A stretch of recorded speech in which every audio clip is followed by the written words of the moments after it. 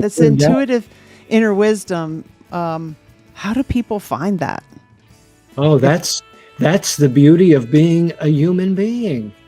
That's the beauty of being a human, because part of our hardware, like a television or a radio, part of our mental hardware is always tuned to that intuitive channel. And that would be one of the 4 functions of the mind. That would be our conscience.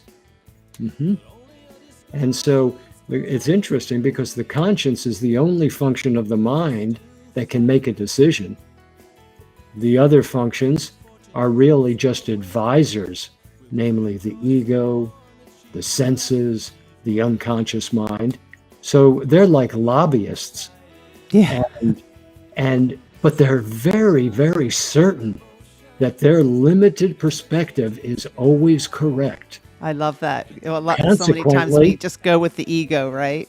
Oh yes. My gosh, we're addicted to those limited perspectives, and the ego and the senses and the unconscious mind, therefore, are so loud and so insistent and pushy.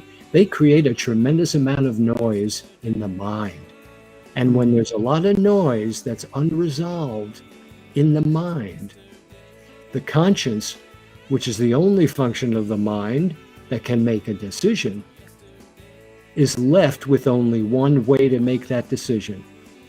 In that case, the conscience can only rubber stamp the loudest voice it can hear. I love that analogy, like they're lobbyists, and then the conscience will just like rubber stamp that. Oh my gosh, I just really, Yes. I'd never really heard it put that way. And this is why I wanted to have you on the show, because it's like, it's all about create a life you love living now.